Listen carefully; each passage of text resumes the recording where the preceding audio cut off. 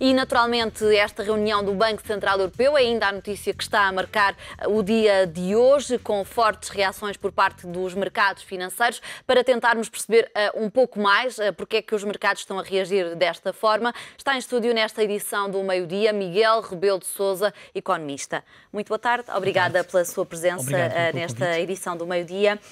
Acha também, como já ouvimos aqui alguns analistas dizer, que estas declarações de Mário Draghi estão a empurrar Espanha e Itália para um pedido de ajuda externa? Arriscaria dizer que claramente. O que acontece, diria eu, é que, em nível político, Espanha e Itália estão de alguma forma a tentar vingar a sua tese de que não necessitam de um apoio de resgate. No caso de Espanha, é apenas a banca que precisa de um apoio financeiro. A Itália ainda está um bocadinho mais distante ainda, dizendo que não precisa de todo qualquer tipo de ajuda, nem para a banca, nem para eles. E vendo que, do ponto de vista político, não estão a conseguir convencer nem quer a Espanha, quer o governo italiano também, a pedir esse apoio financeiro, há aqui uma via, que é o Banco Central Europeu, que de alguma forma nos está a dizer não, vocês vão ter mesmo que pedir apoio financeiro. Se não pedirem o apoio financeiro, não há outra forma de vos poder apoiarmos nós. E por isso, o que está a acontecer é, como em termos políticos não estão a conseguir vingar junto dos governos de Itália e de Espanha a necessidade de um apoio financeiro, porque se vai ter obrigatoriamente um programa de ajustamento associado, o que estão a dizer é, não, por outra via, em termos financeiros, dizer, vocês neste momento estão a suportar taxas de juros yields altíssimas, não são comportáveis, portanto, nós estamos disponíveis para eventualmente os ajudarmos, mas para isso vocês têm que pedir ajuda. Ora, mas como é que se explica esta mudança completa de tom nas declarações de Mário Draghi desde a semana passada, em que dizia que estava disposto a tudo e criou toda esta expectativa nos mercados, para vir agora dizer quase nada? Pois, é que infelizmente a sensação que dá é que mais uma vez estão a adiar todas as decisões. E Mário Draghi achou a semana passada que com aquelas declarações dele, de tal maneira eloquente e de tal maneira assertivas, de que tudo iriam fazer para suportar o euro, isso era o suficiente. Mas o que é verdade é que não é o suficiente. E o mercado foi mostrando nos últimos dias, depois dessas declarações, pouco e pouco, que apesar de tudo queria ver alguma medida associada a isso. O que é que o Banco Central Europeu propõe então fazer para suportar o euro? O Banco Central Europeu o que vem dizer apenas é, nós estamos disponíveis para daqui a umas semanas apresentarmos umas medidas que vão permitir comprar dívida. Portanto, eles estão a adiar o problema, mais uma vez. E desta forma, não sei, mas penso que há ali uma certa falta de visão de que nós estamos a repetir, ainda há pouco estava a ver aqui na peça, que o mês de agosto do ano passado tinha sido uma desgraça, e é verdade. Então nós, passado um ano, estamos pior do que estávamos quer dizer, e não se vê ainda nenhuma solução associada ao problema que foi identificado há um ano. Mas terá havido aqui nos bastidores pressão do Banco Central alemão e da Alemanha de uma maneira geral, ou acha mesmo que também a incapacidade política de Mário Draghi em chegar a um consenso? Bem, antes de mais nada, há de facto uma separação entre o Banco Central Europeu e os decisores políticos, mas essa separação é uma separação que é muito volátil, não é? É uma separação que existe do ponto de vista formal, mas do ponto de vista prático, quer dizer, nós sabemos perfeitamente e temos noção que se uma decisão política é tomada pelos principais países europeus, o Banco Central Europeu vai suportá-la, não vai tomar nenhuma decisão contra ela. Portanto, custa-me um bocado a acreditar que, apesar de Mário Draghi vir dizer que há uma grande independência, que essa independência existe de facto, antes de mais nada. Segundo, essa inabilidade política é uma inabilidade que existe a todos os níveis na Europa. Não é? Nós até agora não conseguimos nunca, se calhar é um bocadinho exagerado, mas nos últimos tempos, ver nenhum sinal, nenhum símbolo, nenhuma forma de política anunciada que permita dizer que há aqui um caminho. E, portanto, não há aqui um caminho ainda. Essa é que é a grande verdade, é que neste momento a Europa está ainda a conjecturar cenários, a preparar-se para a eventualidade de ser necessário de alguma forma prestar apoio financeiro à Espanha, à Itália e se calhar por aí fora a outros países, mas uma medida concreta, determinada e que diga nós vamos fazer isto para apoiar estes países, no fundo dar um sinal para os mercados do apoio inequívoco ao euro, que era o que Mário Draghi dizia que ia defender, isso não há.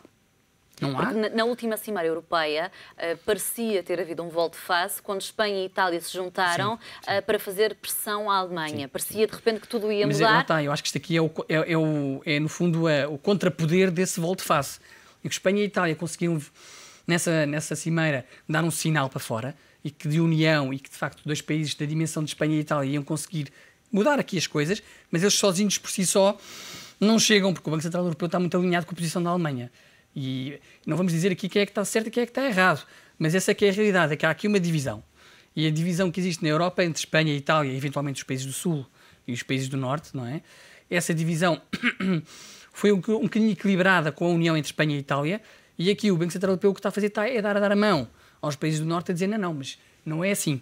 Vocês não se esqueçam que a política europeia ainda determina que vocês, se quiserem ter apoio, têm que ter o apoio através do vosso pedido de resgate. Mas Mário Draghi era visto por muitos analistas como mais liberal e menos alinhado com a Alemanha do que, por exemplo, o seu antecessor, Jean-Claude Trichet. Sim, mas acho que é uma questão endémica, é de política interna do Banco Central Europeu. O Banco Central Europeu depende dos países do euro, não é? E, parecendo que não, o peso político da Alemanha e o peso político dos países do Norte é muito elevado. E apesar da Espanha e a Itália estarem unidas, eu diria que só se a França, Espanha e Itália, as três juntas, se juntassem, é que de alguma forma o Banco Central Europeu teria de mudar de posição. Porque, apesar da França... Se chegar à França, algo pode mudar. Quer dizer, se França, Espanha e Itália unidas não conseguem virar a política económica, a política fiscal, digamos assim, a política financeira da Comunidade Europeia, então não vamos chegar a lado nenhum, porque o que vamos fazer é tentar sempre a adiar. Vamos ter um bloco, outro bloco, cada um esgrime os seus argumentos e não vamos sair daqui. O problema vai se agravando e as taxas de juros, as yields de 7% de Espanha, que neste momento foram ontem, atingiram níveis recorde, vão continuar a subir e vão aproximar-se cada vez mais também para os outros países, para a França e eventualmente para a Alemanha. No limite, podemos chegar a um cúmulo que é só quando a Alemanha tiver umas taxas de tal maneira elevadas que... Porque ela neste momento está a beneficiar de taxas recorde, não é? Mínimas. Quando isto começar a inverter é que eles vão começar a acordar para o problema, se calhar. Será? Até taxas negativas. Taxas negativas, que é uma coisa que é ridícula. Não se importam, no fundo, de perder dinheiro. É o refúgio. Neste momento a Alemanha está a beneficiar dessa situação, de ser refúgio. Como é que a gente explica a um país que está a beneficiar de uma situação em que ela realmente não paga para emitir dívida, quase, não é? Como é que vamos explicar eles que eles têm, mas é que inverter a sua política de maneira a passar a pagar mais? Mas se essa lógica que explicava agora se mantiver, até porque os mercados são muito voláteis, mesmo que a crise se estenda a Itália ou até França, os investidores vão continuar a refugiar-se na dívida alemã. Até ao momento em que a Alemanha começar a ter dificuldades do ponto de vista da sua performance económica. Porquê? Porque nós estamos todos interligados no espaço europeu, não é? A Alemanha necessita inequivocamente dos outros países europeus para exportar, para fazer a sua exportação não só de bens, mas também de serviços, e sendo que, eles estando a beneficiar de taxas mínimas recorde, vão acabar por ter repercussões a nível de capacidade de atividade económica. E isso é o que vai acontecer. Não vai ser pela via financeira, vai ser pela via da atividade económica. Porque nós cada vez menos vamos começar a importar menos. Nós já estamos em Portugal, graças a Deus, e há muito tempo que já devíamos ter começado a fazer. Mas não somos nós o principal mercado dos alemães, não é? Portugal nos nossos 10 milhões de habitantes. É a Espanha, é a Itália, é a Alemanha. Portanto, a partir do momento em que esses países todos começaram a contrair, eles também vão começar a contrair a sua atividade económica. E provavelmente vai ser só por essa via que eles vão começar a perceber que estão a começar a ser prejudicados. Apesar de no curto prazo estarem a beneficiar, no longo prazo vão começar a ser prejudicados. Porque, ao que parece até ao momento, mesmo as duras críticas que o presidente do Eurogrupo, Jean-Claude Juncker, tem feito à Alemanha, na semana passada disse que a Alemanha tratava a zona euro como uma filial, e hoje o vice-chanceler alemão, Philipp Rosler, já veio responder o mesmo de sempre. Veio dizer que o Sr. Juncker não tem em conta que os contribuintes alemães já estão fortemente comprometidos com as ajudas à Europa. Mais uma vez a sinalizar que quem paga é a Alemanha, portanto a Alemanha... Não é verdade, não é verdade. Quer dizer, é verdade no sentido que é ela que está a pagar os financiamentos, mas é ela que é beneficiária do nosso consumo. Nós, quando consumimos, a grande parte das nossas importações vem de bens alemães ou serviços. Não é só nós, Portugal, é os restantes países europeus. Sendo verdade que está a financiar, também está a financiar para nós comprarmos os bens deles. E, portanto, não pode ver a coisa dessa maneira, porque está a ser, passa a expressão, um bocadinho quadrado, não é? Ele não está a fazer isto porque é Santa Casa da Misericórdia. Ele está a fazer isto porque sabe que ele próprio beneficia em apoiar esses países. Por exemplo, se os países todos do euro acabassem por entrar em colapso e saíssem do euro, o marco alemão, o antigo marco alemão, seria logo automaticamente altamente prejudicado, porque eles também foram altamente beneficiados por mais de 10 anos de euro, não é? Portanto, não se pode apenas ver uma face da moeda, tem que se ver as duas faces da moeda. E a Alemanha está apenas a falar numa face da moeda e com isso está a prejudicar todos os outros países, que é verdade. Nós todos precisamos da Alemanha, mas nós todos precisamos uns dos outros. E esse é que é o grande ponto do tal projeto europeu. Se esse projeto europeu não está sustentado nesta ideia de que nós queremos fazer um espaço europeu, não é apenas para efeitos financeiros para a Alemanha poupar taxas de câmbio e taxas alfandegárias, mas é também principalmente para nós termos todos um benefício de crescimento económico conjunto. Se nós não temos a ter esse crescimento económico conjunto, como é que conseguimos exportar junto das diferentes opiniões públicas que o euro vale a pena? Curioso ter usado essa expressão, dizer que a Alemanha não é a Santa Casa da Misericórdia, Sim. porque um analista numa peça usou uma expressão muito semelhante. Dizia que, em relação ao BCE, que não era o gabinete de apoio social. Mas isso é visão alemã. Justamente. É a visão alemã. Eles consideram que eles estão ali numa posição de quase de caridade social. E é uma visão que é totalmente desprovida de realidade. Mas é também a visão e, sobretudo, do eleitorado alemão. Claro, esse é que é o problema no final do dia. Porque a senhora Angela Merkel sabe que tem de ganhar eleições. Ou melhor, ela prefere ganhar eleições, presumo eu, não é? E, portanto, ela Calculo que nenhum político prefira perder. Claro, exatamente. Mesmo quando diz que está Mesmo disposto quando a diz isso. que... Exatamente. Mas o que acontece é que ela, nesta situação, o que ela está a fazer é tentar, de alguma forma, gerir estes dois dossiês. Por um lado, o europeu, como é que ela gera o europeu? Vai adiando o problema, até ao problema, até ao ponto em que Espanha e Itália, com taxas de juros de tal maneira insustentáveis, vão ter mesmo que pedir ajuda. E aí já vem Draghi dizer, pronto, já pediram ajuda, então sim senhor, nós vamos dar o apoio. Porque o que eu estou a fazer, no fundo, é isso mesmo. E por outro lado, tem que gerir, mas é o lado literal alemão. Mas até há bem pouco tempo dizia-se que Espanha era too big to fail. Se de facto não for demasiado grande para cair e tiver que pedir ajuda externa, onde é que há fundos para financiar esta ajuda? Eu acho que estão a arriscar aí um bocado. Estão a arriscar. Porque, no fundo, Espanha é too big to fail e Itália então é um colosso, não é? Portanto, não estou a ver o custo que isso significava para a Europa. Ter que apoiar a Espanha e a Itália era de tal maneira grande que para mim não faz sentido não estar já a pensar em medidas como seja utilizar o Banco Central Europeu como prestador do último recurso para de alguma forma criar já condições para inverter esta posição, porque o risco que temos é um risco enorme. Eu acho que há falta de visão e sinceramente custa-me a perceber como é que ao fim de tanto tempo ainda há essa falta de visão.